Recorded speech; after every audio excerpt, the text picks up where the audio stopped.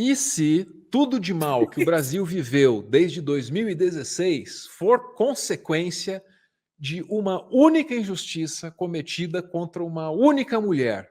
Hum? E aí? Só uma hipótese.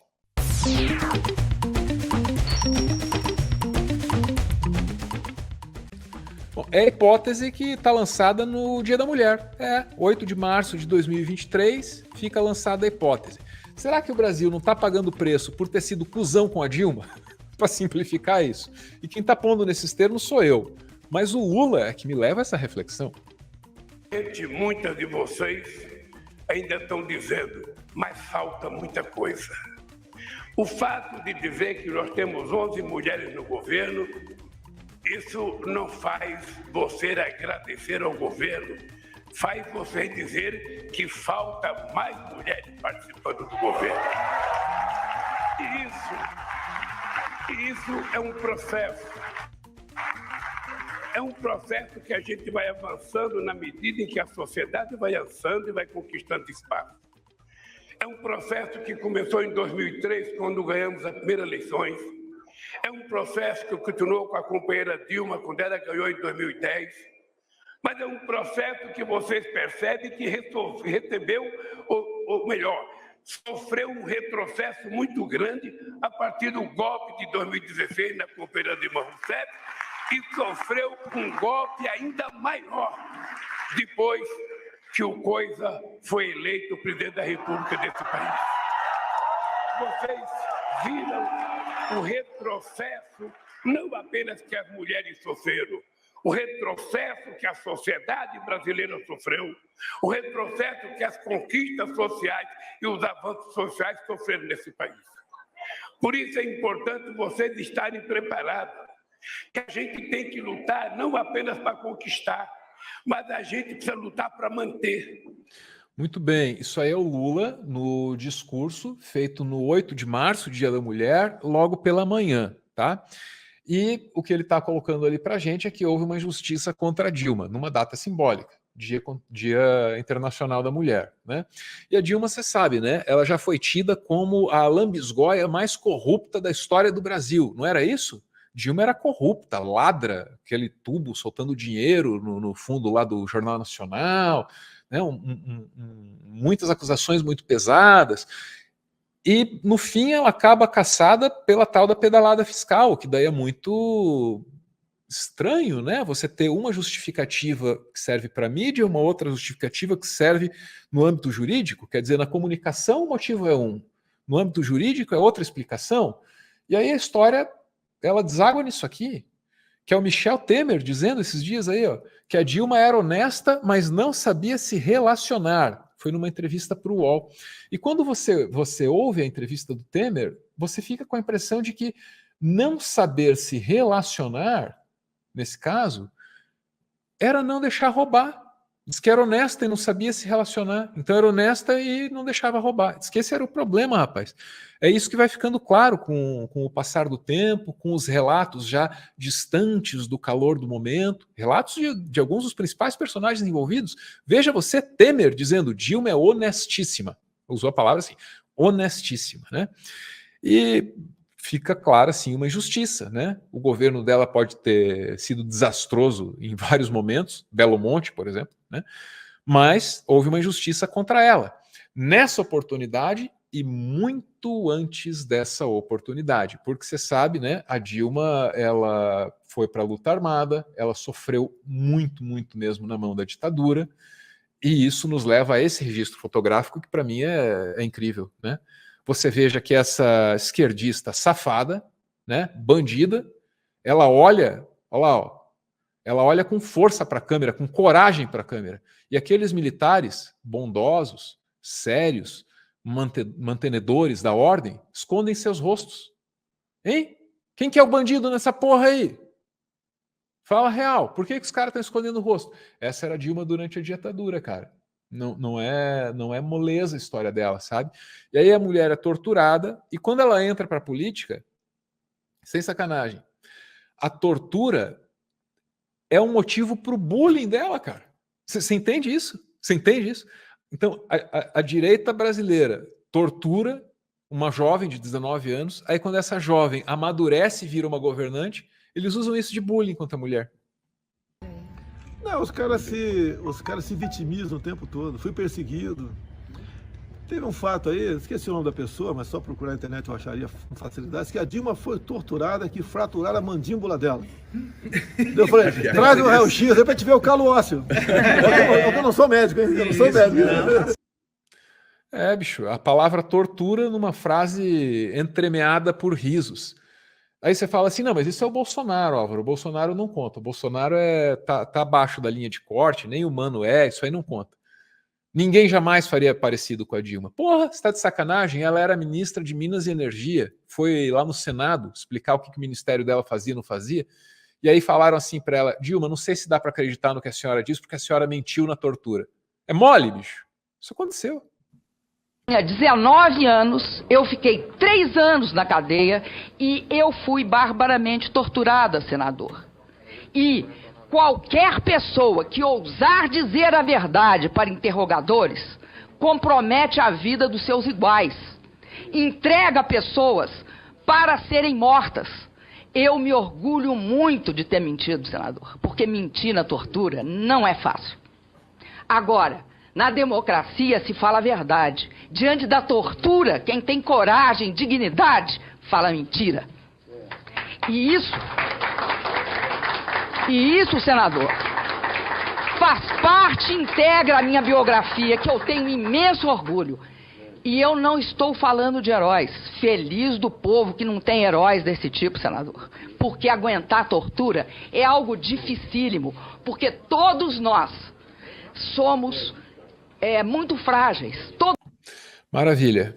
Tá aí essa lembrança do começo deste século. E aí, cara, esse é um assunto frequente, ela fala sobre isso nas entrevistas, né? E às vezes é interessante, né? Porque você não consegue se imaginar naquela situação. Aí o interesse cresce, né? Como é possível que ela tenha dado aquela resposta quando o cara mexeu nisso dentro dela, tá ligado? Se coloca nessa situação. Você foi barbaramente torturado por um regime. Aí alguém que apoiou aquele regime chega lá e falou: torturaram você e você mentiu, hein? Como é que você se sente? O que você fala, cara? Você desaba a chorar? Você sai pra cima e mete um soco? O que você faz? Como é que você controla? Como é que você dosa? Como é que você pega essa reação e transforma isso num discurso, como ela fez ali? Porra, eu não sei, cara. Eu não sei como se faz isso. Uma vez perguntaram parecido, ela respondeu assim, ó. Alma, mesmo no dia do impeachment, a senhora não chorou, por exemplo. O presidente Lula é mais emocionado, ele chorou mais, ele é mais emotivo. A senhora estava bem até. Não desceu a rampa. Posso te falar uma coisa? Pode. É que as pessoas são emotivas, cada uma à sua maneira. Eu não sou uma pessoa que choro, e o que não significa que eu não me emociono. Eu não choro porque a minha vida, uma parte dela não podia chorar, viu? Você não pode chorar. A lágrima secou? Não, você controla. Nas situações extremas, você não chore. Aquela era uma situação extrema e a senhora estava com muita... A mais extrema, fisicamente, foi na tortura. Não chore. E a senhora não chorava? Não. Nem durante a tortura? Doía para danar. Não é necessário chorar para sofrer. Essa é a Dilma Rousseff. Em instantes, Anderson. Primeiro eu quero te mostrar como esta mulher foi recebida no Palácio do Planalto, do qual ela foi enxotada, neste 8 de março de 2023. Olha esse momento antes do seu comentário, meu amigo. E pensa no que você acabou de ouvir.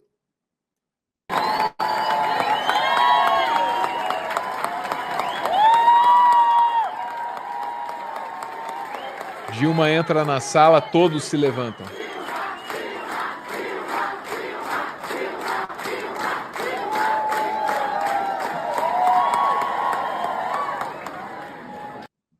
Muito bem, e que esse não seja o último arco do meu shonen preferido, chamado As Aventuras de Dilma Rousseff. Queremos novos episódios para essa personagem interessantíssima, vibrante da vida pública nacional. Tá contigo, meu brother? Primeiro que o que eu ia comentar na entrevista ali da Dilma, porque foi acho que na Rede Globo, pelo que eu imagino, eu percebi uma coisa. A repórter não estava alcançando o que a Dilma falou. Ela não tinha o alcance da dimensão do que a Dilma estava falando. Talvez, passado o tempo, se ela parasse para refletir, todos ali envolvidos naquele momento, iam entender o tamanho do que a Dilma falou. O choro não é a lágrima física que ela estava falando, é mais do que isso. É algo que vem além do físico, do líquido que escorre a face. E eu percebi que ela não entendeu o tamanho daquilo. Porque é uma sensibilidade de uma mulher que, apesar de ser torturada, sofreu um golpe.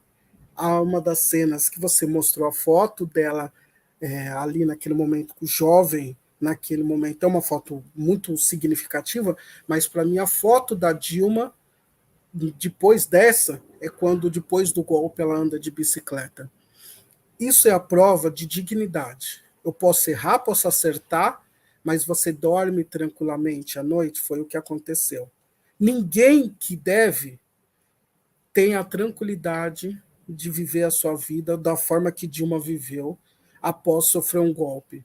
Né? Então, isso daí é a coisa assim, que mais pega na questão da Dilma para mim.